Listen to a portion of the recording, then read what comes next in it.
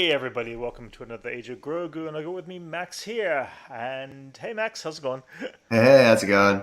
Not bad. Jason can't join us today in the end. He had some sort of family thing at the last minute, so it's just Max and I holding the fort today. Yeah, hey everybody out there. So Max, how's it been? What's your week been like? My week has been slow. Yeah, not much has been Slow? going on. Okay, all right. Yeah, some other stuff. I made some announcements this week. We'll talk about that a bit Yeah, later. But yeah, totally, yeah. yeah, besides that, a lot of TV watching. Checked out Gotham Knights. It's Yeah. definitely a show. Oh, okay. Yeah, I forgot about that one. Yeah. So did the rest of the Is world. it is it that bad? I wouldn't say it's terrible. It's just Really? awful depictions of these characters, Okay. and the idea to give Batman a new son was just a Right. stinker of a decision. Okay. So like there's new characters that didn't exist before, or they Well, there's actually only based off of one new characters? character, but it's Right. the Okay. lead, and he's a, Okay. a new Oh. adopted son of Batman, who's not a Ooh. Robin, Ooh.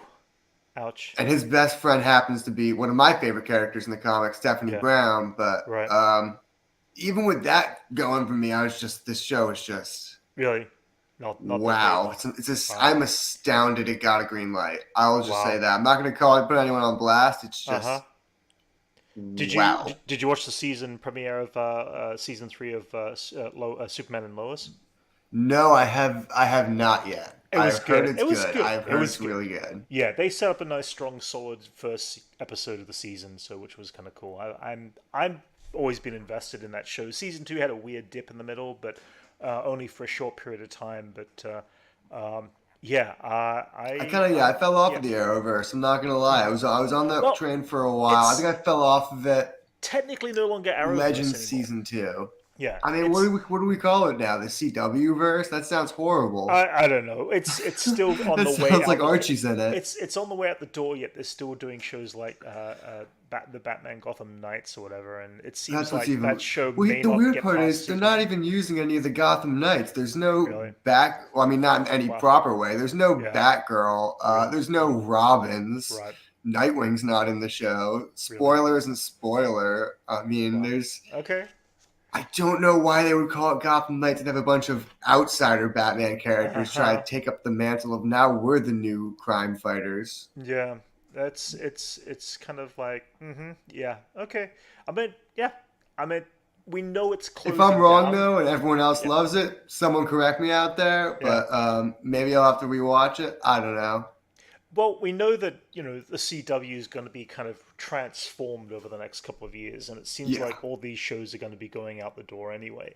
I mean, I think they even announced with Superman and Lois that it's only got maybe a season, possibly two left, which is about the yeah. same Flash time is ending that too. yeah, which is the same time that James Gunn's DCU kind of kicks into overdrive and it goes from there. Did you actually? See that James Gunn officially announced this week that he is going to be directing Superman Yeah, I saw as an well as writing. interview with writer Tom King, a comic book writer. Yep.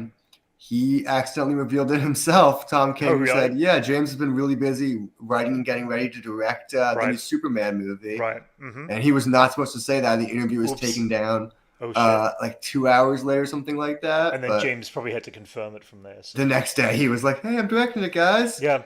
Sometimes it happens. That's the cool thing about James Gunn. He is on top of the information. If something leaks, he's going to be trying there to put it right the best way possible.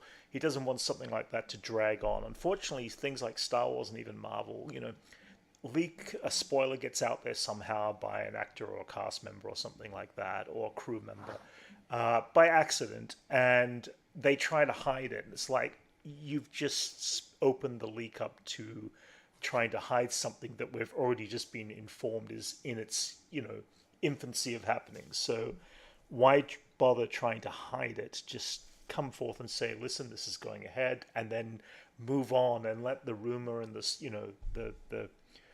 the the chat kind of be nullified and all Yeah, that I stuff. also don't think it was, that surprising. Like, I No, think if you're no, writing a Superman movie and yeah, you have the power to direct it, yeah, there's you would. no way in hell you're saying no.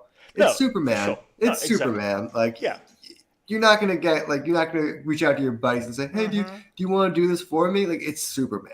Yeah, It's the exactly. creme de la creme of superheroes. Yeah, no, totally. I'm still curious to see what he does. I'm excited to see what he does. I think he won't do what everyone's afraid of and make it that comical, silly, Yeah, that's. kind of I think stuff. that would be the wrong direction. I think he Yeah. knows that. Oh no, It would be totally, a absolutely. shame if the DC went in the direction of the new Shazam movie, Yeah. where it was trying to do a joke in minute, because I think people are Right. getting a little tired of that. I know I Well, certainly am. let's talk about Shazam. I haven't seen it yet. You saw it this week. What were your thoughts on it? Somewhere inside of there was a good movie. Oh, It okay. wasn't. I mean, I didn't love it. Right. My biggest problem is the Hmm. portrayal of Shazam. Okay. He doesn't. It's not just the fact that it doesn't feel like the character. It's Right. that he feels stupider when he's Shazam. When he's Billy, he Right. has all these deep moments and Hmm. thoughts, and he has these real character moments when he's Billy, and then Right. he turns into Shazam, and he's supposed to have the wisdom of Solomon, which Right. was that they point out in the movie too that he's supposed to have the wisdom of Solomon, but Really doesn't. And then doesn't. he proceeds to call him Solo Man. Like this, Okay. the whole point of the character is that he's gaining all these attributes that makes him Right. a great hero. Right. And if one of those things is he's supposed to be smarter, he's not supposed to behave like Billy Batson. He's not supposed Yeah. to Yeah. behave Well, like the way he. from My problem was he felt younger than Billy Batson. right, from what I understand, from what I heard, the actor who plays Billy Batson, who's now like 18 years old, wasn't playing it the way Zach Levi was playing it. He was playing it like an No, 18-year-old and not like a yeah, silly kid. And Levi, yeah. and sorry, and Zach Levi Zachary Levi played was it still like a playing like 12-year-old. 12-year-old, yeah. And Which so is I hear that's ridiculous. Like it's weird. like I don't know how I don't know if that was the script. I don't know if that was improv, but Yeah. it felt so disconnected to this movie that he's supposed to be Right. an 18-year-old, which I don't think Billy Batson needs to be that young. I mean, Oh no. Yeah, I yeah. I think mean, if they're I gonna, always imagined he was that young, but yeah. I always thought he should be a little younger, to be Right. honest. Okay. But when he's Shazam, he's supposed to be able to hide it. The Yeah. reason why I was drawn to Captain Marvel with the Justice Society is that he was a kid with the adults, Yeah. and they didn't have to Well, talk down to him. it's like Big when in the movie, the Tom Hanks film Big. Like he has this element where he's a kid, but then when he's with another adult, he doesn't know what to do or how to deal with things, and it's awkward. And that That's would the be problem fun with to see. Shazam. That would It's be well, I feel like it'd be fun to see, but it's not the character. right. I feel Hey, like Lavelle, how's it going? that's my problem. Is there's no eloquence to their Shazam. I keep almost calling him Really? Captain Marvel because I'm reading old Uh huh. JSA books, but he's Right. there's no eloquence to him. Hey, He Malloy, feels how's it like going? yeah, it Yep. is a poor actor cohesion. I don't Right. think they were ever on set together. Well, I think they were rarely on set together. They barely Right. saw each other's performances, but it didn't work. Right. Right. He didn't feel like the powerful regal hero. He just felt like Right. a goofy kid pretending to be a hero, which just isn't the Yeah. character. Yeah. Sad. It kind of made me sad at times. Yeah. And I wish Mary Marvel got more of a spotlight. Who? Sorry. Mary Marvel, Oh. Oh, Mary. Okay. his sister. Oh. Okay. Is that the youngest one? No, Okay. the one in the red. Oh, okay, gotcha. All right. It's been a while since I saw the first one. Yeah. Okay. They I'll probably spent a go lot of the catch it. movie dealing with Freddy and his Yeah.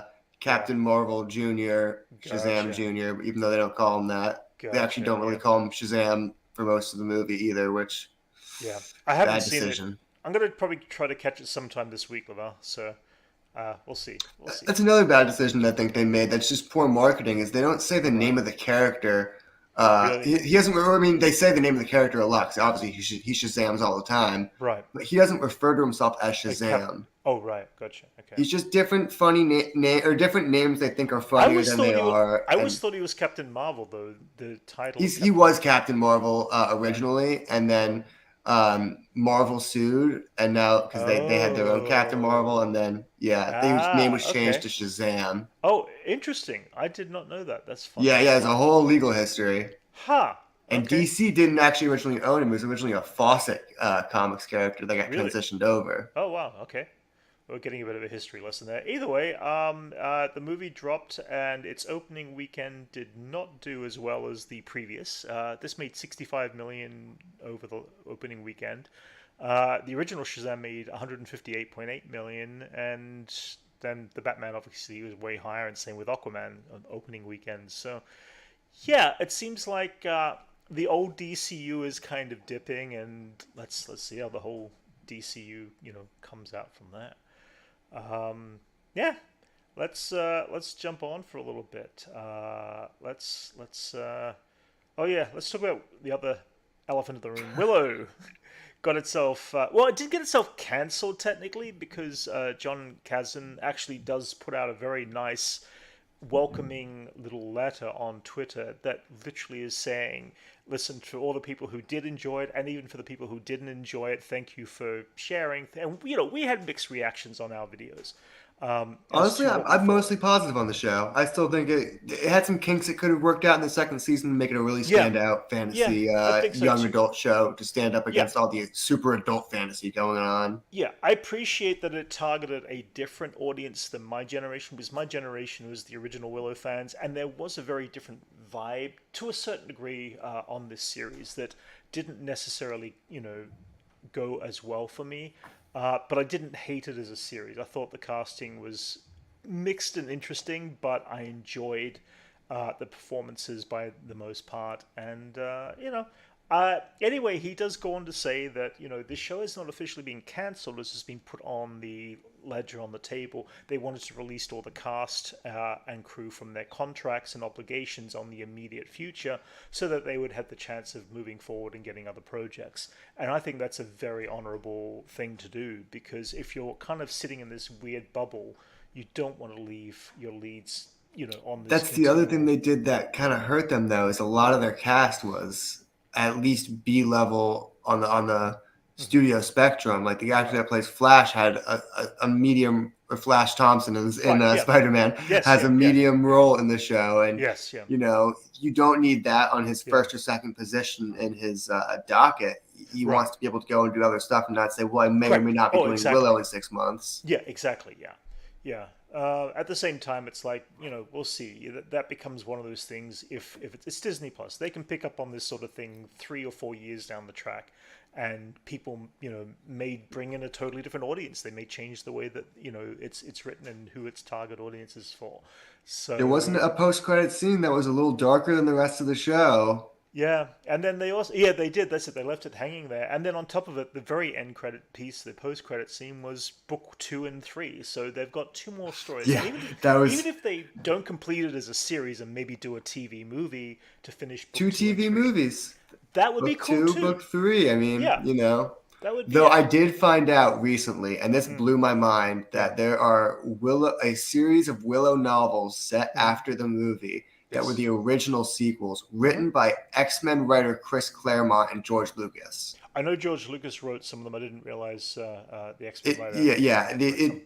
The possibly the best X-Men writer ever. Hmm He's my favorite X-Men writer. Yeah. I did not know he did those books, Oh, really? and I've been trying to track them down, and Oh, they're really? a little pricey. Oh, okay. Yeah. I've only got, I think I had at one point I had the Willow movie comics. I might even still have them here. But they're actually the 4-part comic, and they had two deleted scenes that were in the comic Oh, that never ended up. really? Yeah, which is kind of cool. And I can't remember the specifics, but from the film. But anyway, no, that's cool. I'll have to keep an eye out for them and see if they ever turn up. Do we know how I many found some of series? them. There's three of them, I believe. Really? It's a Okay. trilogy, and Oh, it's takes place like in the same time frame as the sequel, gotcha. the show we watched, but with Right. completely different, darker Oh, I'm sure. events. With like Laura Dannins, I think she, from what I remember, she's like a great wizard already, Right. and Interesting. it's yeah, it's dark, it's cool. Hmm. That's cool. I'll have to check up on that and find it. I just didn't know Um, they worked together. I can't even imagine yeah, if they tried to make like a movie together or something. That would have been. They had a yeah, lot of the same influences. They both love like Japanese samurai movies like Akira Kurosawa and stuff like hmm that. They right, love all that stuff, and I think right. they would have made something crazy together. Yeah, yeah, totally. Indiana Jones also keeping on Lucasfilm tracks. They're dropping all their action figure series soon. They got all a series of 6-inch action figures and all that sort of stuff. So not that I'm going to be purchasing them because I'm probably not going to be able to afford it all. But I'm curious to see what they bring out in the Indiana Jones toy line. The film coming out later this year. We'll see. We'll see. I imagine it'd be a lot of cool stuff related to the movie than some throwback stuff. Possibly. Yeah. We'll see. I mean, again, just something I'm going to keep an eye out and probably talk about here. Did you check out? Actually, we'll talk about the. Yeah, we can talk about the Dungeons and Dragons trailer here for a bit. Did you check out the little scene that I dropped earlier this I week? did. It They dropped looks this so good. good. Yeah. I keep forgetting it's the director of Game Night, which was I can't remember his name off the top of my head right now, but it Right. was an excellent kind of comedy, a little bit of action movie with Jason Bateman a few years ago that was Okay. really well directed. Like it was Right. notably well directed for a comedy movie. They're doing all Yeah. this really cool stuff with tilt shift photography in the Gotcha. movie to kind of add to like the Okay. toy elements of the movie. It was really well done. So I Right. think he's gonna do something cool with this. That's cool. The just the scene, just to put it out there for the chat. Um, it the marketing, the trailer, I was not a big fan of the original trailer or Yeah, two, but this particular scene just took you through a 3 minute scene online, and it actually just looked like I was playing Dungeons and Dragons as a teenager the way I used to play it. It would be like turn a corner, roll the dice, make a fumble, find something, search for something, pull something out, unlock something. And it was kind of cool. And it still felt like a movie, but it still reminded me of like how I played Dungeons and Dragons as a kid. Um, and and the one thing for me is I grew up with the animated show, which was like 40 years old, season one. They only had one season for this animated series, and it was a cheesy animated cartoon kind of thing. But they actually introduced like these. This were from the animated show. They actually brought in as a side scene the characters from the original animated film. They don't say anything. They're just there as it's a great background, sight gag. and I was like, okay, that is awesome that they're playing tribute to these characters, because the original story behind the animated show was these characters ended up by going on. They're from Earth. They end up on jumping on a Dungeons and Dragons ride at a circus, and they end up by getting pulled into a portal where they're given disposed magic weapons from Dungeon Master to help stop Venger, the evil Venger kind of thing, and they get these, like, every once in a while they drop an episode where they almost get home. There's a portal that would take them back home, and by whatever chase they can't get into it. They just narrowly miss that portal. And they didn't do it every episode, but they literally were like, every once in a while they would tease it. So it was this continuing tease. So the fact that these characters are a little bit older in this live action, obviously they've been there for a long time, but they're still trying to get You home. know what's funny? It blew me away as an awesome concept. It's There's like, there's a comic book that took that same yeah, concept of characters getting sucked into a Dungeons and Dragons game, and yeah, it's so dark. really. Yeah, it gets very dark because they all have to Right. agree to leave, and one of them's like, I don't want to leave. I kind of like being Oh, someone who could really? slaughter things and do crazy magical stuff Uh huh. here. Uh So huh. it turns into a giant war between Oh, former really? friends who've been stuck there for like 20 years or something like that. Hey, Suck. Yes, I did see that Dungeons and Dragons commercial. It was shot over in, I want to say it was either Germany or somewhere in Europe. They shot a car commercial, and oh yeah, sorry, it is Germany. Yes, yeah, and they used all the characters from Dungeons and Dragons as their persona. Live action actors as their personas. They even had a uni there, which is a unicorn, and it was so cool. Like, again, just nostalgia gone right, in my opinion. It was fun.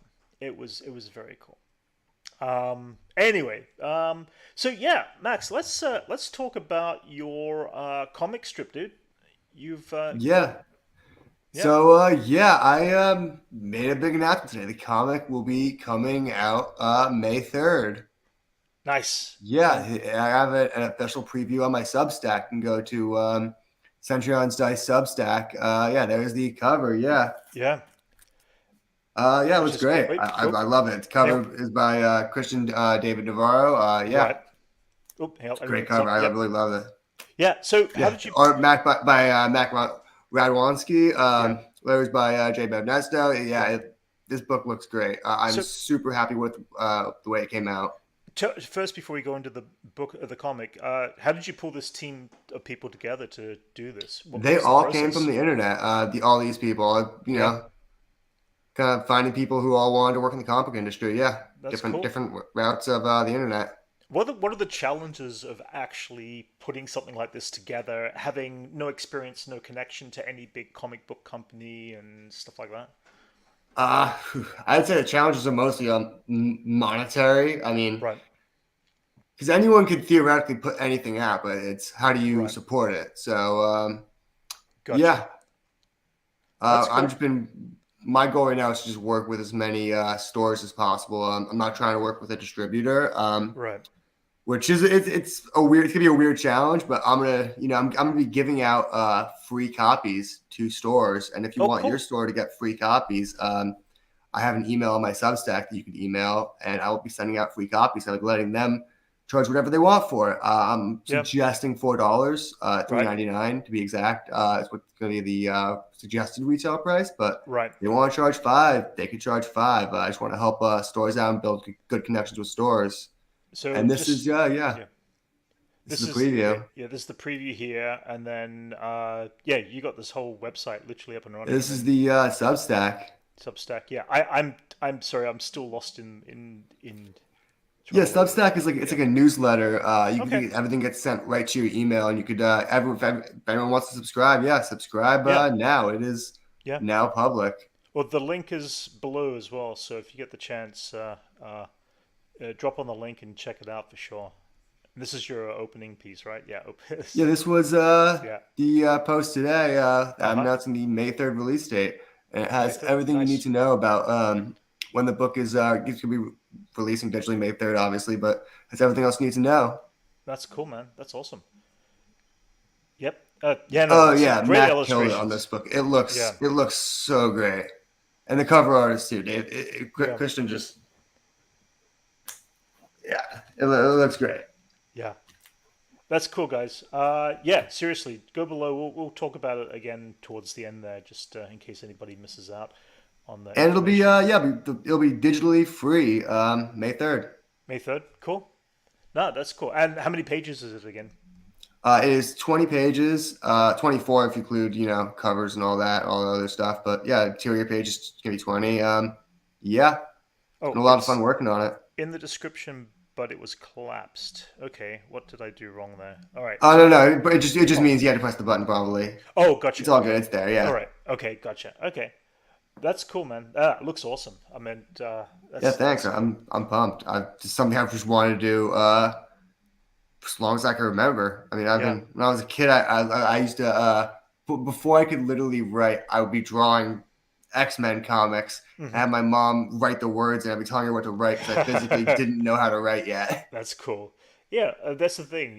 Usually this sort of stuff hits you at an early age, and if you've got the drive and the passion for it, you just keep on going for it and do it. I mean, at this point, yeah. If anybody out there knows of any big comic book companies that want to sign on, or is it something you want to do? Do you want to sign onto a comic book company eventually, something big, or do you want to sort of I would do your totally own? work with a publisher Yeah. like Image, Hmm. Dark Horse, Right. Boom. Hmm. Yeah, I would work with any of those guys. I submitted it to all of them. None of them got back to me.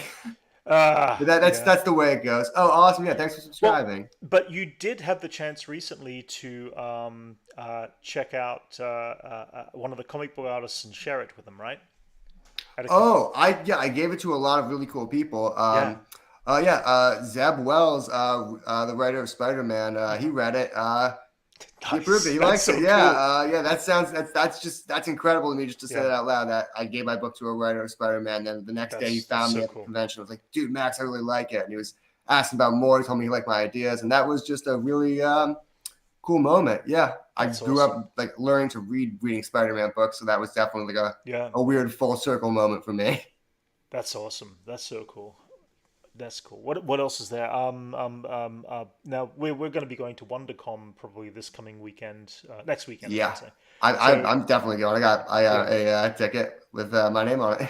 yeah. I've got one there too. So I don't know which day yet specifically, but I'll probably keep Sunday open for being here on the chat. But we'll see depending on which I day got a I ticket for can. Saturday only, so Oh, Saturday only. So it's probably going yeah, to be yeah, Saturday we'll go up there. So maybe we'll do a video or something like that and wander around because it's going to be all the coolest totally. little bits and pieces. You're going to go there and check out obviously other comic book writers and stuff like that. I Show your stuff have around. yeah. Let me show you what I got pulled already. I Yeah, yeah, have yeah. I pulled some books because there's gonna be some cool writers there. Oh yeah. Jason Aaron's gonna be there, so I gotta get my Punisher book signed. It's already signed by Jerry Conway, the creator of the Punisher. So Nice. want to get that signed. I got some classic Marv Wolfman. These are Mm-hmm. the first appearances of Tim Drake and the first appearance of Tim Drake in costume as Robin. That's cool.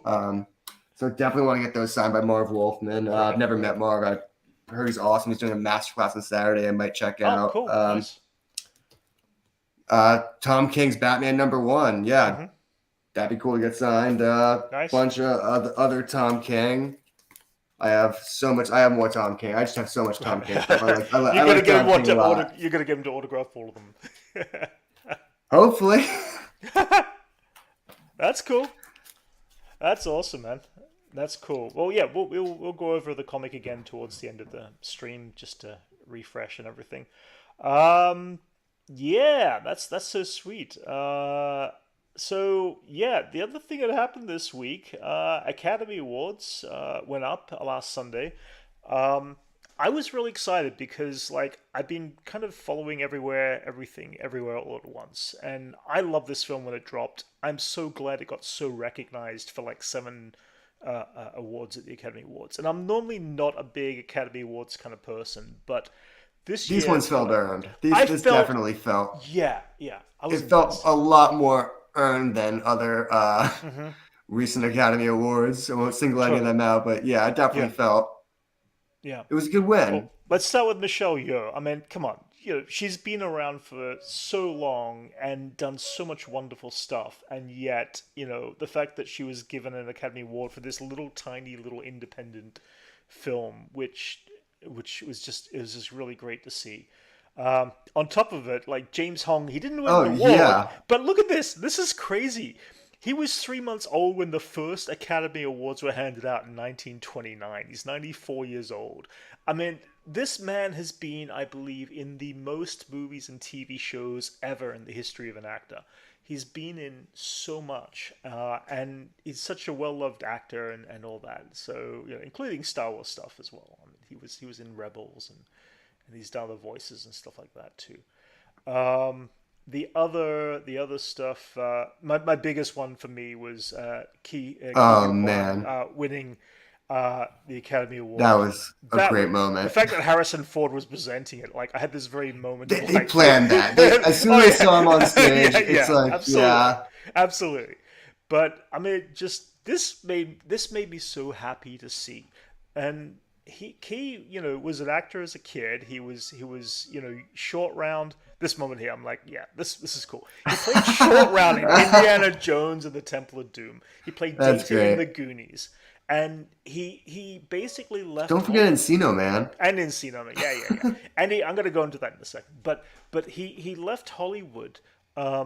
And became behind the scenes in Hollywood because he felt as an actor as a teenager he was never given or looked at as any roles. He didn't get a fair shot. Like a lot of marginalized people didn't get a fair shot in Hollywood. Yeah, and it stuck. And to see him come back for the first film he's done since I think maybe even Encino Man, at least since he was a teenager. He wins an Academy Award for Best Supporting Actor, and that is just mind blowing. And the other one that blew me away was watching Brendan Fraser get Best Actor for a role. Same thing. He dove out of Hollywood. He was shunned. He was put down. He was belittled. He was everything. And just to see these two come from Encino Man of all things. Which is kind of really funny, just to get both of them an Academy Award on the same night. I think it was incredible to see the underdog for the first time in a long time get physically just appreciated and respected. Then of course you got there were some great moments. Jamie Lee Curtis, supporting actress, again amazing. I know. Like, have you ever seen Best Picture or Best Actor winners that are that close and happy with each other to be winning awards? No, absolutely. It's or crazy. More deserving. Like it's usually like a bunch of actors just stuff. You're like, yep, we expected this. This is not what people expected. Now, I mean, definitely. I mean, Jamie Lee Curtis is a tough one because I honestly, I'm up there when I say, yeah, it's a tough one because I mean, honestly, mental block on her name, from What, I can't Angela remember Bassett? Angela Bassett. Oh, that was another very Her close one. performance was amazing, and in my opinion, should have gotten that top tier. But Yeah, I think she should. I think I she am she should have. For me, it was yeah close. I think for me, I think Jamie yeah Lee Curtis won it because she was such a transformative role. When you yeah first saw those pictures, you didn't recognize her in voice right or right appearance. And I think yeah that is one thing that wins over judges. It's just that they look for that yeah transformation. yeah yeah While Angela Bassett was yeah definitely a huge presence in Wakanda Forever. right yeah. You you obviously it was Angela Bassett. You knew you were getting a great performance from Oh Angela no, totally. Bassett, but Yes, yeah, yeah, it's so hard to weigh an yeah, amazing performance from an amazing actress like Angela Bassett against yeah, Jamie Lee Curtis, who you've seen in yeah. Freaky Friday and do a bunch of other kind of But Jamie Lee Curtis has also interesting been the roles. yeah. I mean, I know that Angela Bassett has not won an award. She's been nominated a few She times, same as deserves one, Jamie Lee yeah. Curtis. She deserves one every much as, in my opinion, Jamie Lee Curtis, and that's just basically, and it's not whitewashing. It's purely the matter of Jamie Lee Curtis is also a actress who's been up against the odds as well. So I think this Academy Awards of all I wouldn't things, say she's been up against the same odds. I mean, her parents were no, both no, no. nominated for Academy For Awards. I sure, mean, but there's this element of like still a certain amount of the underdog that won I think awards she's and definitely things the too. underdog So in the sense yeah, that people who start off in roles like her roles, like where they're yes, kind yeah, of seen as scream queens and yeah, schlocky actors, people, and they, yeah, movies like Freaky Friday. They're not the people yeah, that win awards, and I right, think yeah, that's a you're right, different kind of yeah, accomplishment. Is to agreed, break free of that yeah, stigma of being of being that in those medium movies yeah, and ascending to something like this, which I think was part of the story of the movie itself. Was all these actors, finding their own voice in an amazing movie and correct, showing, yeah. they've always been great. Oh, for sure, no, totally, yeah. The performances were all wonderful, and I admit I haven't seen most of the other films that were in that high category The only from one I didn't see actor. was Tar. That was the Okay, only right, one I didn't see. okay, But yeah, the rest I think I saw. yeah. Either way, it was a Academy Awards that I was kind of invested in seeing these people win, and it's probably the first time I think I've ever seen almost all of my favorites. Obviously things like Avatar, where the water got best special effects, which obviously there's no other film in comparison about that level.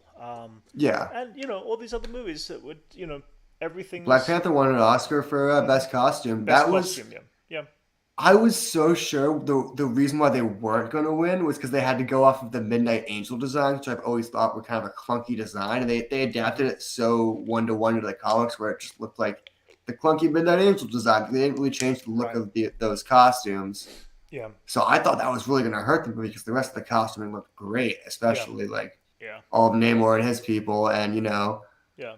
I was blown away when they won. I was pretty happy because I thought they did a great job with all the costumes in the movie, and For sure. even No, the yeah, Midnight Angels yeah, they looked just like the comics. That's I'll leave it at that. yeah, yeah. No, it was cool. Anyway, we'll move on from the Academy Awards. We've spent enough time there, but I was excited. I was happy. It's one of the few times I've really sat and taken it all in, and I rarely do because it's like usually it's a lot of political BS that goes on with that sort of stuff. And granted, this is probably just as political in every other formal way, but at least it pulled attention to Everything Everywhere All at Once, which truly has been my favorite film of last year, and probably one of the highlights in the last 10 or 15 years of fresh film.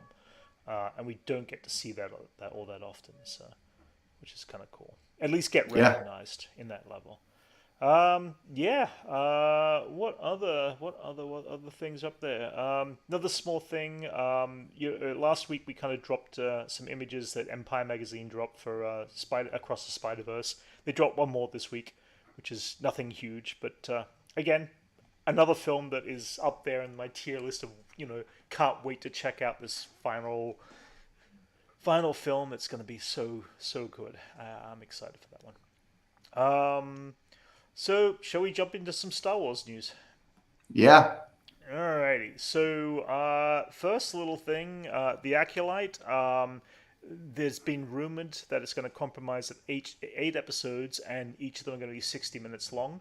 I'm honestly kind of skeptical since they're still shooting how they can exactly say it's going to be every episode is going to be 60 minutes long. Um, maybe we'll see shorter episodes, maybe we won't. I don't know. But the idea of having 8 hours of Sith pre-Empire kind of pre Phantom Menace story arcs is enticing. I'm loving the idea of that. I My think it's awesome. biggest fear is that it will connect back to Palpatine like everything else has been. It, maybe it will, maybe it won't. Who I knows? would not be I'm looking. surprised if the last shot of the first season is revealing the main character to be a Palpatine. Who knows? I meant we don't know how they're going to take the lore of the Sith into this. The fact is, it's going to be Sith heavy.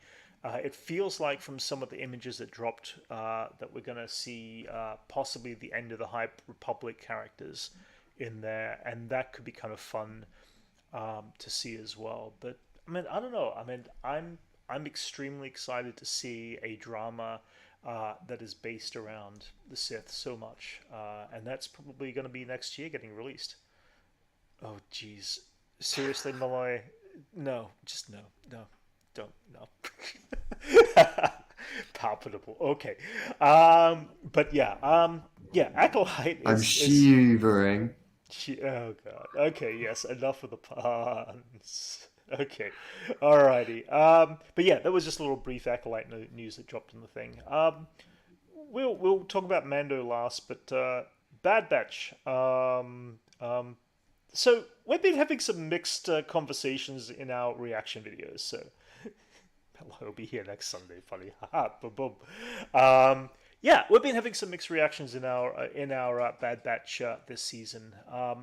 I've been enjoying it for the most part. It definitely is very bipolar in very dark Yeah. episodes to very light and kid-oriented episodes.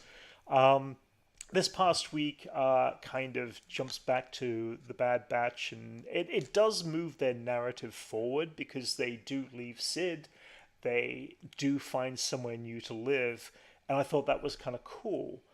But it was surrounded, and you put it frankly as a bland story.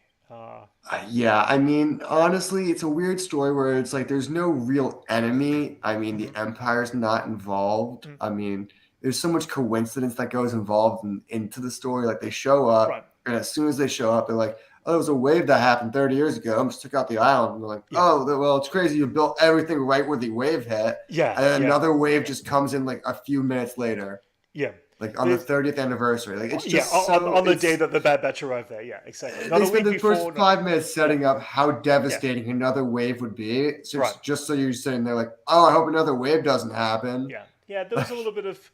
It was very weak thought process of some of the writing in that even aspect. for a kid show, it just felt like there Yeah. was like I don't know. Condescending. It was a little condescending in some areas. Yeah, I felt stupider after watching it because I Right. was thinking like, oh wow, the Empire definitely is setting up these waves to keep these people from investigating the lower part of the or I getting didn't too think comfortable that or far something like ahead, but that. okay. Yeah. I don't know. Yeah. I had all these thoughts of like maybe they're Mhm. trying to stop them from being on the lower part of the island because they're trying to mine there, or they don't, or That's a they're good trying concept. to Yeah. take it over subtly, push these people away from their Okay. habitat, and there was nothing going on besides big wave hit Right. bad. Yeah. Yeah.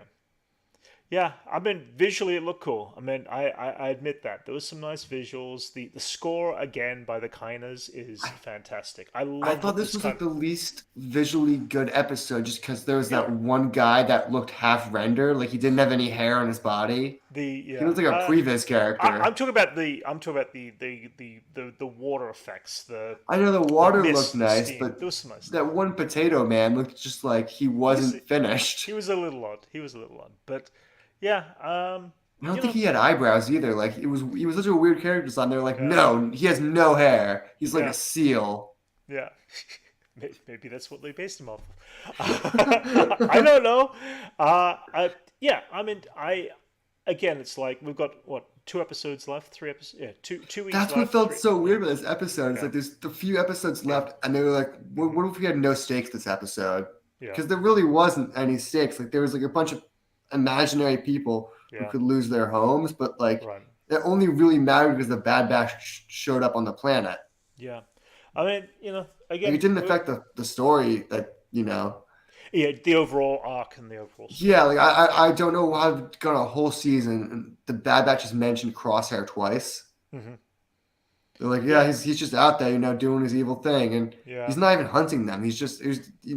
There's absolutely nothing going on between those two stories. yeah. I mean, again, end of the day, it is a kids show, so it is aimed and targeted at children. But at the same I time, know, but it's they just like did like a dark I, episode but that I was. am, yeah, no, totally not. Exactly, yeah, yeah.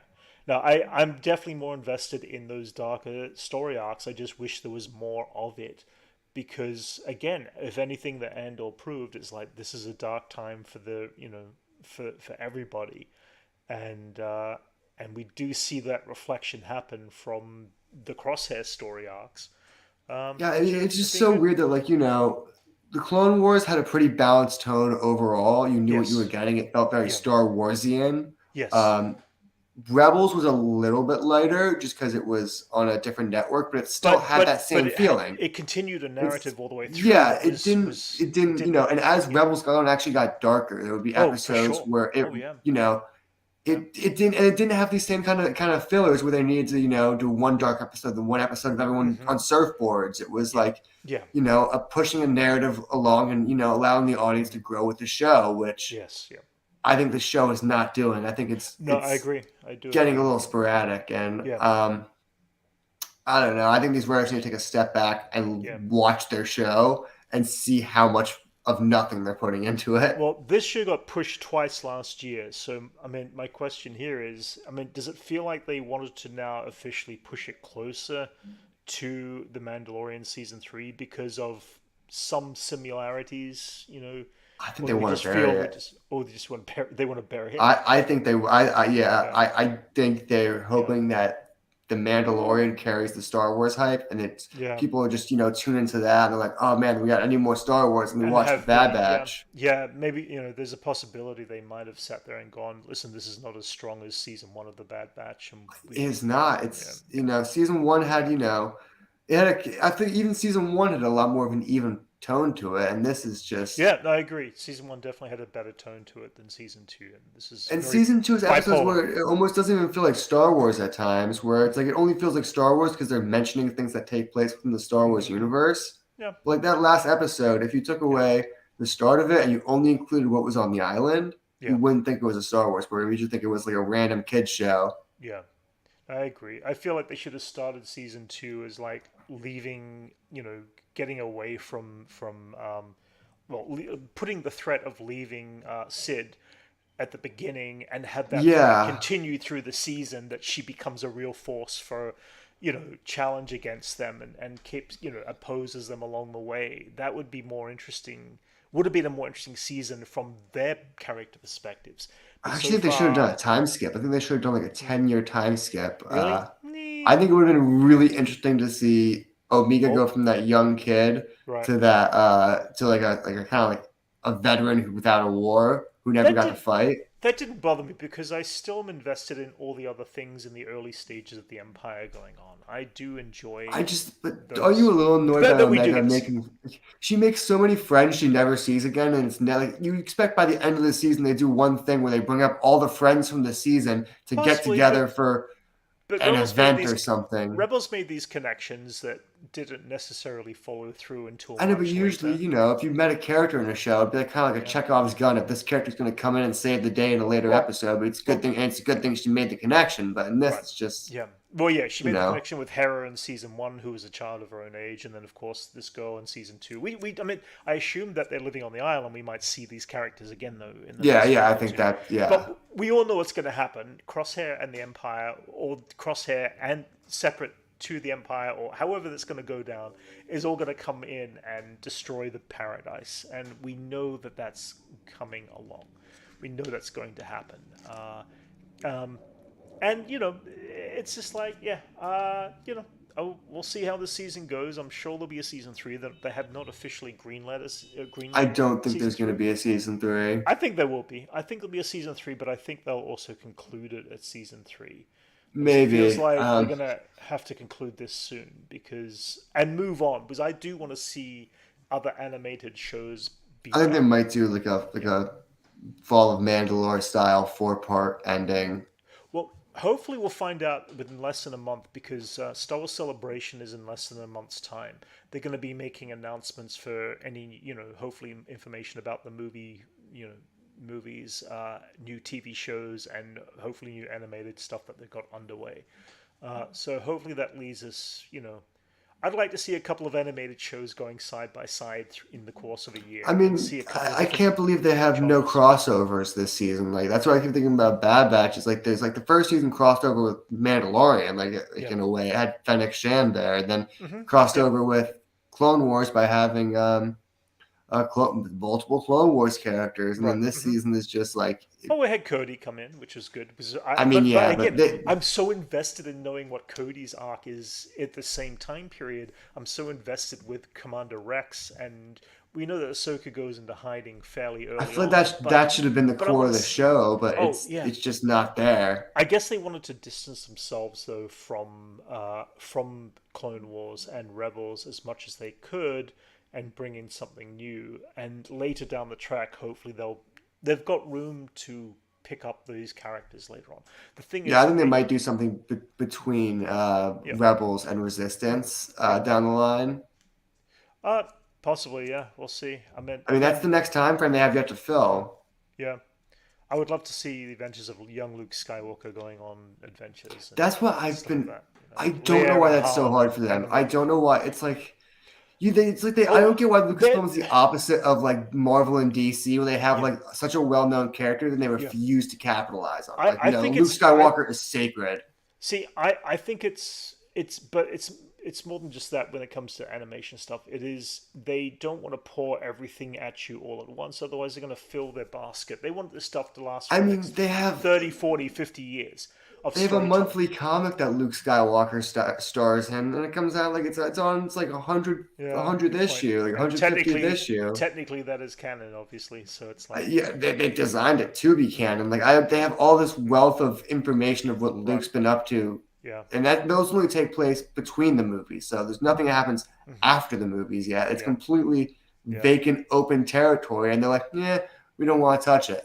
yeah, From what I've heard from a writer who worked in the Star Wars office, hmm, they were not allowed to touch that time frame between yeah, after the original trilogy and hmm. between they were not allowed to. Sequels, yeah, yeah. No, well, exactly, yeah. They've got I so much get credit. why in a Yeah, way, yeah. but I Well, think it's like Disney own that territory, so because they own that territory, they're going to exploit it first. Which yeah. I mean, I don't know if it was because of Mandalorian specifically, or they're worried about another Mara Jade situation, but I think it's more the fact of they. I mean, it sounds more and more that the rumors are that Lindelof's film coming out in 2025 may be targeted around Rey post Rise of Skywalker, yeah, I think which makes sense for the franchise to continue most that. But competent writers saw that ending. It's like, yeah, there's a new mhm, beginning. That's the yeah, bones of what the movie they should have hey, there, made. Anchorman. Yeah, Hey, and um, I think most people who saw yeah, that movie was like, okay, I like even though the sequel trilogy were not great, yeah, there was the bones of something better that they should have done that most people were feeling. That they're like, yeah, sure. why is there Oh yeah, not several Jedi we're following right now? Why is it yeah, just Rey? right, yeah. Which I Oh, cough. Yeah, I know. A sequel trilogy. I know. I mean, the I thing you know is that I don't think they were like all bad. I just think they were conflicting. no, There was too I many ideas that love. were working against each other. Yeah, And I wish we got to see the resolutions of some yeah. of No, those ideas in the I've said it. proper sense. I said it before. I love the concept of Ray, Finn, and Poe as being the next Yeah, Han, those Luke, and concepts are Leia. great. I love them as actors and performers, and I love them as characters. I just think that again, despite the fact that I wasn't a fan of how they did the direction of those films, I do want to see more of those characters post Revenge of the Sith. There's no reason to kind of backtrack and see them But they, beforehand yeah, I want to see as Finn much. being a Jedi.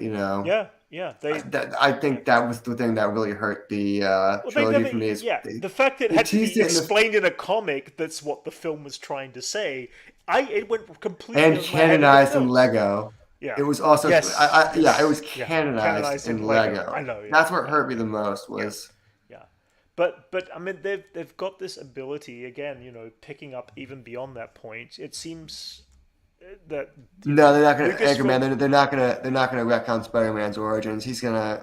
I actually was talking to Okay. Dan Slott about 2 weeks ago, and he was teasing some stuff about Spider-Man 7. I don't think they're retconning his origins, but there's some changes going on with Spidey coming up in Spider-Man 7 from my Dan Yeah, Slott. He did tell me that. that's cool. But just getting back to Star Wars, yeah, I'm fine with picking up 300 or 400 years later with a young Grogu being the Jedi Oh yeah, that's. Mandalorian leader in the future, and seeing Do you think they'll tie events after. Grogu to Ray? Yes, I think they will. I, I think it's weird. I think it'd be one of those weird things.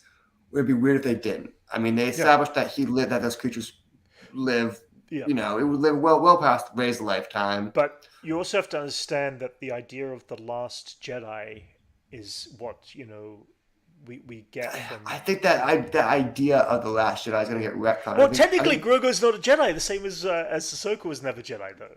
yeah, but I think that Ahsoka also reach out to What do you mean? Ray?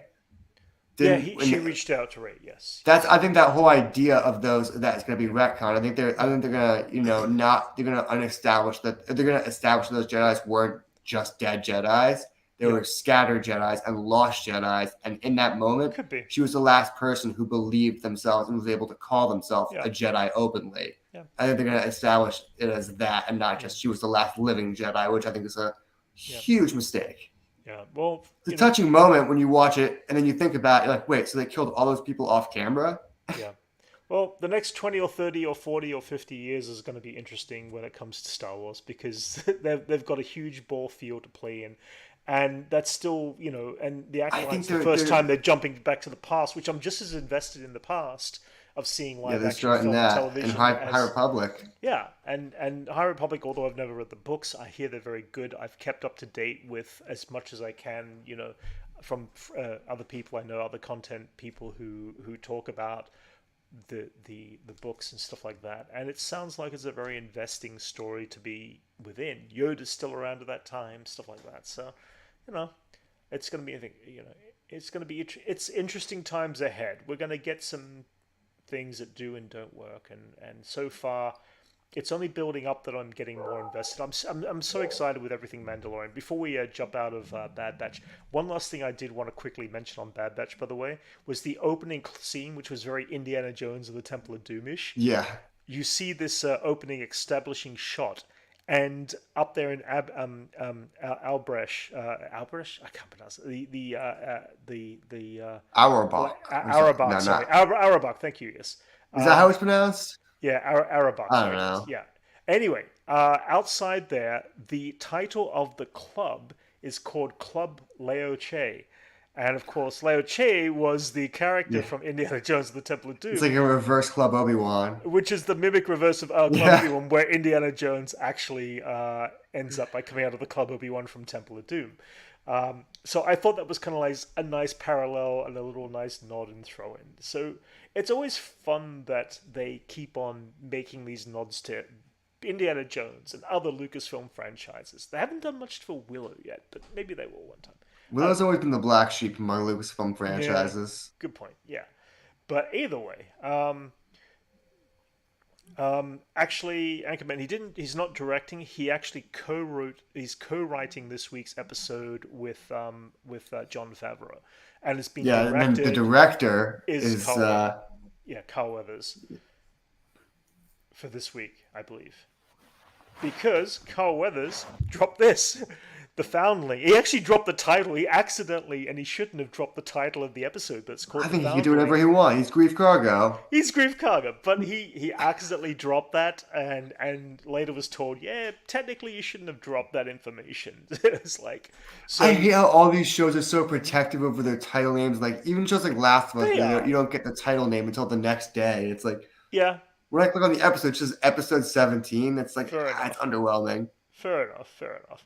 But actually, we didn't talk about that either. But yeah, Yeah, Carl Weathers from Arrested yep, Development fame. hmm You got a stew going in this show. yeah. But this coming week's episode is going to be 30 minutes, 39 seconds, and then It's we've too got that short. much to. Very short episode, but You know what? Since we're already here, because I was going to kind of talk about this later, but the foundling refers to the Mandalorian of the Watch. Basically, they're foundlings. You know, It's probably Din first the Djarin. child we saw earlier in the season, Yeah, yeah. Which exactly? Yeah, he's a foundling. So and I being think he's going to be meeting Grogu and become Grogu's first friend yeah. in Hey an there, ideal Jason. world. Hey, Hopefully, hey. hopefully your lunch is going well, Jason. We miss you. But yeah, the foundling. I'm going to assume because of the flashbacks and the fact that Dave Filoni is co-writing this episode, we might be getting the flashbacks that we saw in the trailer for the Clone Wars, and we might finally get the story of Grogu and what happened to him at the Jedi Yeah, I Temple. think we're gonna see the Feels duality like it, of anyway. how Yeah. the Mandalorians come up, and then how Grogu came up, and I don't think we're gonna get to see Anakin. I Yeah. don't think we're gonna get to see Vader. I think we might see the idea his lightsaber drawn Hmm. in a slashing motion, but I don't think we're actually going to see any physical Anakins. I Hmm. think they're going to allude Who to who do you think? Grogu Yeah. saw some stuff. I don't think it's just going to be clones. This like Do I think we? it's going to be. But he gets taken to a dark place, but it seems like he might get rescued at some point. Do we I have think any? Yeah. Do we think I think he's gonna? someone rescued him. Someone rescued him to keep him alive. It would be really funny if it was the Bad Batch and there was just like a mission they never talked about, and they were just like, "Oh, we had to rescue this child." It meant That's nothing. cool. That's cool. Yeah. We will find out. I'm sure that. It feels like they're Mace gonna. Windu, I have loved that theory. I have loved that theory that Mace Windu, as soon as Yeah. everything was going down, he was like, I'm getting the most powerful kid and I'm getting out of here. Could be. Could be if he That was survived my the theory fall. season one. I was like, Yeah. that would, if I was Mace Windu and I Yeah. was chucked out of a window and lived, I'm And lost grabbing my the most hand. Yeah. powerful kid. And I'm like, we're starting Yeah. our own Jedi Order and we're gonna have a lot more fun. Yeah. Yeah. We'll see. I mean, I'm excited for this. I'm excited for the rest of the season of Mandalorian, and this episode itself that we watched this week was no different. Now this Yeah, week this has season's been, yeah. this Hmm. it's been so much better than the Bad Batch. That's like the best way I could put it, where it just feels like Well, such a refreshing difference in Star Wars. Barasofi. It could be Barasofi who Ooh, comes that's another good in. one. That takes it, but it means that she's taken him for what purpose? I don't Because know. he's See, powerful. Because he's clearly going to yeah. be. I think most people Hmm. would say this is going to go out to be the next most Yeah. powerful Jedi, not just because of age, but because of their Yeah. species is known to be Yeah. well tuned to the Force. Yeah. And now I normally don't talk about leaks specifically, but a Funko Pop person who leaks Funko Pops kind of revealed that Barriss Offee is being released as part of the Ahsoka line of Funko Pops. So I don't know if that means anything or whether they're I just tying don't in think her they'd character. show her in this show. I think they would show Hmm. other Rebel characters in Yeah. Mandalorian, like Sabine. Um, and Yeah. I think they should show Chop. I think Chop should have a full solo episode where we just see Oh, what in Mandalorian? No. Or in Mandalore. I think really? just we had a Okay. solo episode this week of some Yeah. dude of that Hmm. doctor that we met in episode 3. I Right. think we should do a completely different episode and just do a whole Chop episode. Give Chopper Uh-huh. just an episode of just war crimes aplenty. In Mandalore, come on. There's other characters that they're better off tying into Well, I Mandalorian than guess you could do Chopper. Chopper and R5 then. Have R5 be the I w- comedic relief while R5 is yeah, chopping up. maybe we'll see. I I'm mean, joking, but I think it'd be fun. Sabine Wren very well might turn up this season in Mandalorian. Again, it's like we've gotten Sabine's likely. She's cast. We've seen a photo yeah of her from Celebration. yeah yeah exactly and that was all related to Ahsoka, but they can always add scenes with her in later and post scenes.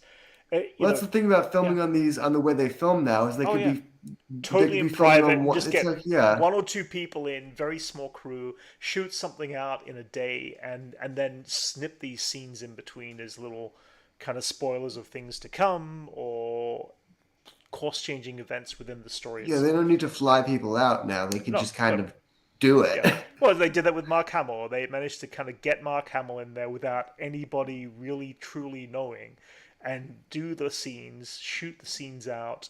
Even Katie Sackhoff did not know Mark Hamill was, on set. They did all this stuff separately and in quiet and did that all later and matched it in with the edit and the cuts. So But anyway, Mandalorian this week, guys. What were your thoughts? I love this episode, and yet it's still getting some weird mix. People didn't like the I vibe of the change between I get fast-paced it. Mandalorian and slower pace and/or style filmmaking. It I was personally loved unexpected it. after last week. Right. I think that Yeah. it's not that I didn't like the episode, because Right. I thought it was a fantastic episode, but it was Yeah. for me unexpected. Uh huh. And that's good in a way. It was a Yeah. lot of what made it hit hard for me. What I liked about it was that it was unexpected, but I could see how for a lot of people it'd be Yeah. jarring. Yeah. It was jarring in a sense of it took so long to play out that scene Exactly. because It was. it wasn't just at the same time as Mandalorian. It took place over the course of several months, even possibly a year. That whole That's what felt story. so weird about it to me is that Mando starts doing one thing and then does this whole aside story that takes place over a really long period of time with some But building we've these giant seen it. relationships to play out over one They're episode. setting a new standard and a new difference. People just have to kind of catch up. We saw it all in Book of Boba Fett. People complained about this, this so much length of time spent on backstory to Boba Fett. I love that stuff more than I love the present day stuff of Boba Fett. But that aside, they were separating and set. In season, they dropped a whole section on Din Djarin. They dropped a whole section on Luke Skywalker. They did all these different separations. Like they are trying stuff out. They're trying to shake it up so we don't get the same as what we did get in season 1 and 2 of Mandalorian, which was like episodic, short little adventures, and then Yeah, this move on season to the feels next less scene. episodic until this episode where it felt almost anthology like, where it's like, oh, Right. it's a character who I'm familiar with, Yeah. but we don't know where he's been up to because he hasn't been important for a little bit. Right. But at the same time, I'm I glad to just also see want to know these where stories. Yeah. this is going with that and why this episode is going to be so important because that's going to change my opinion on it in the long run. Like if this was Right. just a one-off story to get that guy off the board of the show. Yeah. I wouldn't like that. I think that'd be a weird way to take someone off the like Well, but to they're just kill. but by taking someone off the border, they're adding somebody else new. They're putting Kane into the new fold as to this is where the story continues. I'm Is sure that it's going to the connect to Moff Gideon. is that the woman he was with the whole Yes. episode? Is Yes. that Yeah. yeah Yeah. okay Yes. It definitely Elias showed that Elias she could be Kane. important. Yeah. I'm really hoping she Yeah. you know saves Moff Well, Gideon or brings the yeah. Empire back into For the for role. me, it brings up all these questions of why if there is a situation where they can get rid of what's his name Pershing, if they can get rid of Pershing, then they've got somebody else to take that position, that placement. So we get to be introduced into a new whole system as to what Moff Gideon is up to. So I feel like on the long term, it's going to play out, and they're probably What if playing for it's that. not Moff Gideon But it though? What if feels it's no, someone maybe it's not. else, someone Maybe bluer? yeah, maybe it could be somebody bluer. We don't know. Could be Thrawn. We seriously we know Thrawn is around. Obviously, they announced it in season 2 of Mandalorian with Ahsoka mentioning his name. That's what I've been thinking this whole time. Like they've literally said his Yeah. name once, and Well, they're like, "That's just a dangling plot thread for another show." but did you? Or Yeah, yeah. Did you catch at the beginning of the episode when they were attacked by the TIE interceptors? Din Djarin says that's an awful lot of TIE interceptors for one warlord or one whatever. So it seems like they're definitely targeting at something bigger, and obviously I'm guessing more Moff Gideon related or something bigger than Moff Gideon. but So would Moff Gideon be able to give that order right now? possibly, because the other thing is when they're sitting there at the beginning and they're talking in the not interrogation in the rehabilitation thing, they're saying Moff Gideon. They heard rumors Moff Gideon escaped, and then another one said he got fried and all that sort of stuff. So we don't know. It's we're going to get that story in the future, and I'm hoping that they continue a thread of Moff Gideon in the back half of this season, Oh no, because I know he's in this season because oh no, Giancarlo Esposito said so yeah, at LA but no, Comic no, for Con. sure. But I want to, Yeah, I would love to see him in all 4 remaining episodes in the once we get through next week. I'd love to that's see what I've been thinking. Like, the how have back we not half. seen him yet? Like, Yeah, is Fennec not in this season either? I could have. They It's weird that the season 3 Mandalorian panel for at LA Comic Con was Yeah. Giancarlo Esposito and Ming-Na Hmm. Wen. Yes. They have both haven't been seen in this season yet, Yep. Again, we've seen and most they're of the not in stuff in the trailers, trailers. which is Yeah. Yeah. No, totally. so I don't know You know. how they could be teasing stuff Yep. unless they're in it.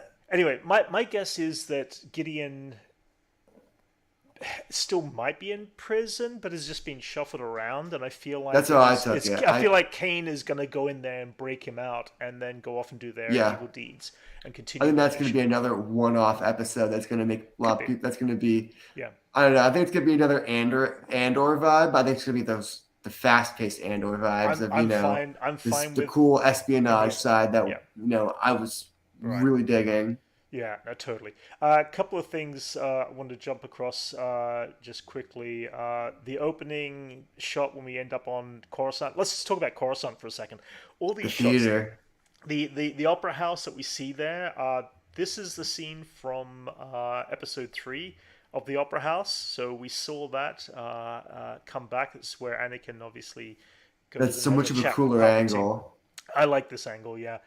Just like it it's beautiful, it looks cool, and it feels the same, but just look at the additional textures that are in, 20 years on, 25, 20 something years on, of just how advanced the technology has made it, and yet we feel so comfortable within that. So the environment kind of thing. We obviously get the whole, talk there with Pershing and talking about the DNA and the Kaminoans and stuff like that.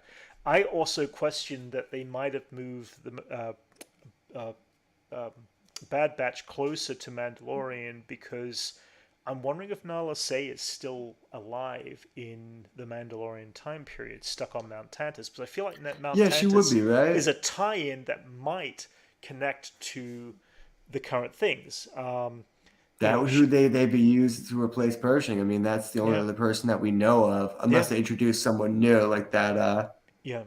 It'd be really interesting if that pirate king that we met, who we assume is just some Oh weird yes. alien, is a genetically created creature. Like That might be stretching it, but I know it would definitely be a stretch, but if it was like uh-huh. created by in a Camino type lab to be the ultimate criminal I warlord, I think he's just an annoyance in this season, because we've yeah, I think the trailers that we've seen so far, we've seen his ship over the surface. By the look of it, it looks like he's over the surface of Navarro, and I think that's what the Mandalorians come to do: is rescue Grief and save Navarro. Is what it I mean that's feels pretty like. set up by that Yeah, first yeah, episode, second yeah. episode, whatever that I was. Well, originally I thought that might have been this coming week's episode, because it's also being directed by Carl Weathers. But I thought it that sounds too, but like then the I saw the Foundling. foundling. But the Foundling sounds more like a Grogu backstory, and maybe we'll get that episode by episode 5. We'll see. We don't know yet. We just don't know how that's playing out. Because they rarely show anything from the very last 2 episodes. In fact, I don't think they've ever shown anything from the very last 2 episodes of any of the series within the trailers. So yeah, we shall see.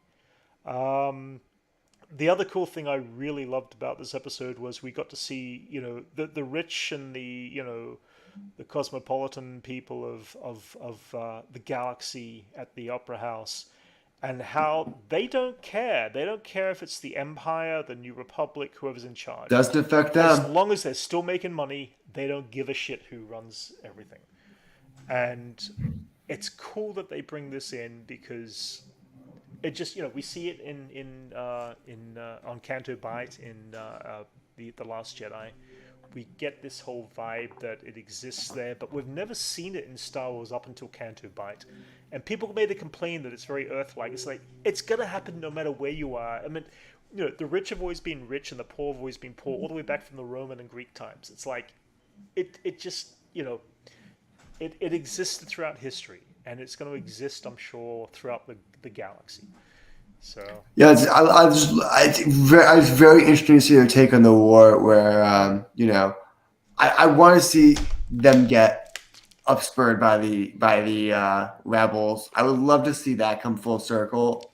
It wouldn't happen in this show probably, but yeah, just the idea of the rebels coming in and being like, and be like, well, we're actually raising taxes. Like, what? That would be the New Republic. Yeah, I mean, Or the New that would be Republic, yeah, not, yeah, not not the rebels, but yeah, I would love to see the New Republic. Hey, we're actually raising taxes now. but There's going to be a 25% wealth tax. yeah, There's going to be a 10% capital gains tax. yeah, They're just going through all the taxes on them, and they're just like, yeah. wait, but That like, yeah, might that we might need get a to little rebuild the. too boring for Star Wars. It'd be nice to see that in You could passing do it in a of way that makes comments. it really funny, where you just Yeah, compile all these ridiculous taxes on them, like, but we'll have nothing, and it's like, well, you got to rebuild what you broke. yeah. Well, You either just bring way, up the fact that it's they were helping fund the empire and stuff like that. yeah. Either way, I mean, it was a nice nod to see, and the fact that they're continuing to put that out there is like, guess what? You're they're every much as bit responsible for the good and the bad that happens in the galaxy as Palpatine taking control and being able to take leadership. And that's it. Going back to Coruscant again, it's like just these beauty shots of Coruscant are just incredible. Just to see all this stuff going on, we get to see Mount Plaza, which in fact, from the Ralph McQuarrie concept to the Clone Wars animated series, right through to the Mandalorian, seeing it in live action, it's crazy that. Well, it's not crazy. It's just I love how they can continually go back to Ralph McQuarrie's artwork and pull pieces of that through and continue to improve on what Ralph McQuarrie set the standards for back in 1977. I just love to see how some of the designs are just they're almost like not one to one, but they're like the same designs in a lot of Uh-huh. the sense. Yeah. No, totally. Then, of course, they go through and do all their artwork pieces at the end of the episode, which, you know, again, just incredible stuff. You know what? One of my favorite scenes was in this episode. We haven't even talked about the TIE interceptors and the whole Oh man, opening that was battle the scene. only scene that was 10 out of 10 for me in this Oh whole God, episode. Because even at the ending was yeah, I thought a little forced with Bo. Like they're like, oh, she technically hasn't taken her helmet off, and yeah, all I could think is how could they verify that? yeah. It's really just like a very Well, it's an honor code thing, but I yeah, know.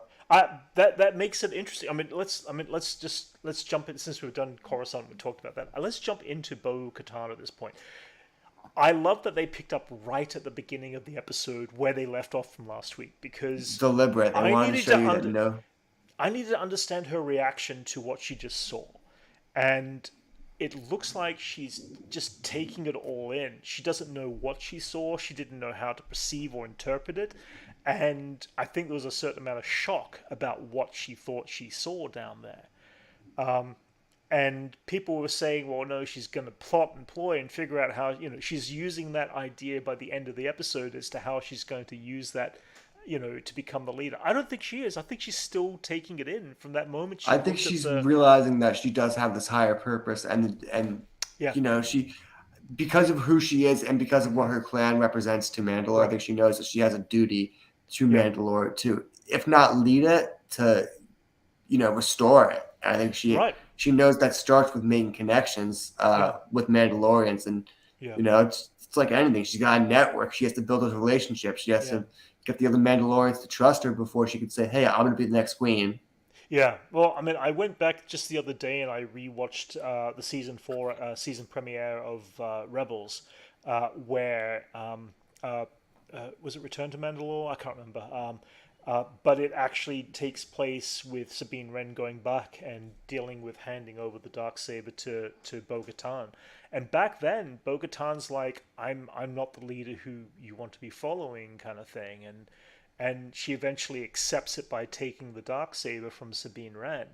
But it was a solid 2-part episode. In the rewatch, it's like it's kind of cool to see where that character was and where she is now, and and who she'll become in the future. It feels like she definitely this is a focal point for her character.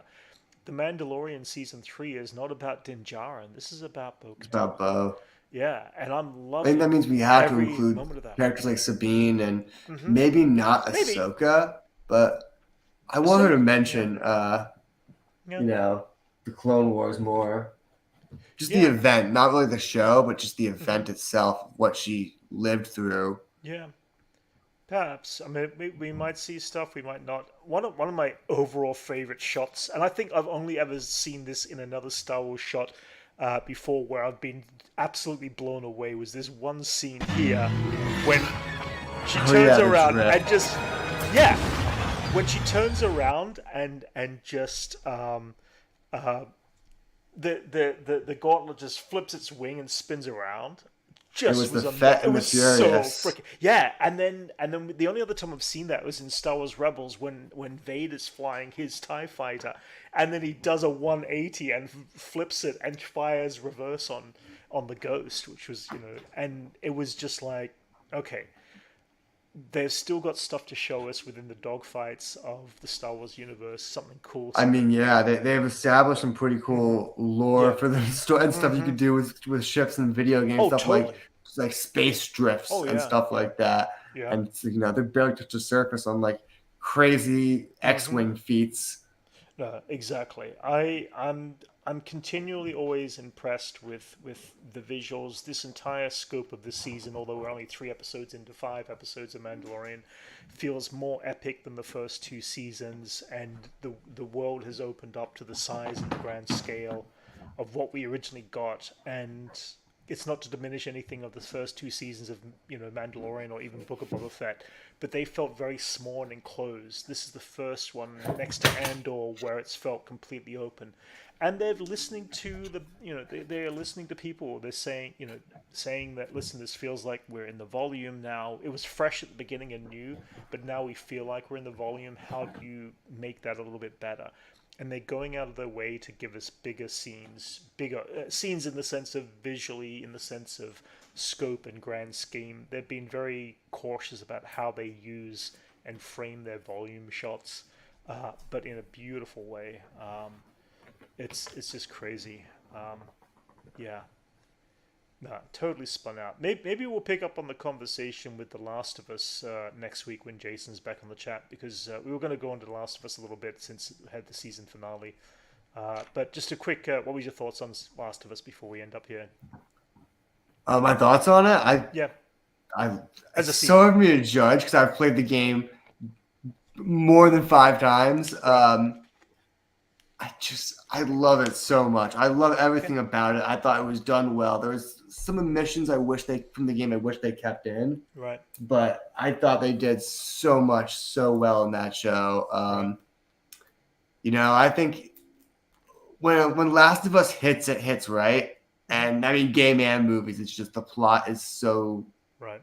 it's good. It's good human stories. I mean, as a show, again, I'm not going to go into too much detail right now, but as a season, I thought it was very good. I thought performance was great and everything, but I feel like, and whether it's Walking Dead, not saying it's trying to copy or imitate Walking Dead or anything, but a lot of those key arcs that they did a story around has been done before, so it never really truly shocked or surprised me, the way some of that stuff played out.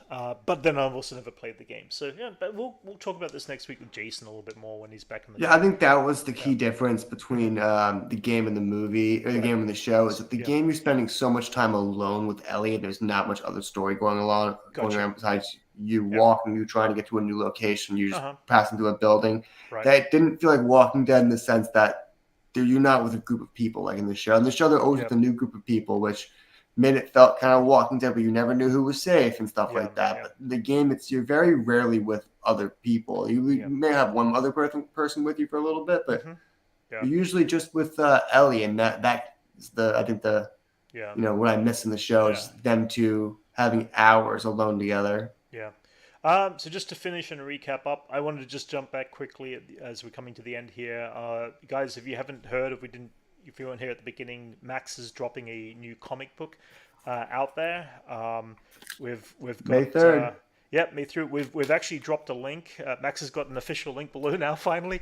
But if you get the chance, subscribe, because it's going to be dropping the whole comic book itself online on May 3rd. And then he's going to keep you up to date with other stuff he's doing, because yeah, seriously, And follow along to go find out how check you it can out. get your store physical issues for free. Yeah, Yeah, there you go. I have an Yeah, email in there. Everything's in the Substack. Yep, totally. Oops, hang on. Let me try to open that up properly. But yeah, if you get the chance, guys, go check it out. Link is below. Oop, wait, I'm still navigating around the site. I haven't quite got it, but it has got these issues, and then you can read them individually right now, or the pieces of the issues, and Yeah, I also dropped a free of a preview free preview. today. Yeah, but there's like a 20 page comic in there that he's put, and then you're already working on the second comic, correct? Oh, the second one is done. It Oh, is it's in the done. bag. Sweet, nice. I am working on issues past that right now. Right. Um, Oh, nice. I just write them. Yeah, I can't draw, Yeah, yeah. unfortunately. That's cool. I mean, that's cool. These things take time, but it's like, that's really cool, man. That's also awesome. And then also next week, we're going to be going to WonderCon. WonderCon. I'm going to go out there for at least one day, kind of thing. Check it out, that sort of stuff. So we'll take some video and stuff, but we'll be live again next Sunday, and we'll talk about what we catch there and and the exploits of all that. So, guys, chat, thank you so much for joining us today. Anyone out there who survived this long watching the podcast later, please like and subscribe if you have not already, and make sure you check out Max's comic and his link below, and subscribe to it and get all the updates and that sort of stuff. Where's WonderCom is in Anaheim, California, so it's pretty nearby and it's pretty accessible, which is really cool. Anyway, guys, thank you so much in there, chat, for joining us. Have a And good one, it guys. was a good one. Thank you so much. Thanks a lot, Max.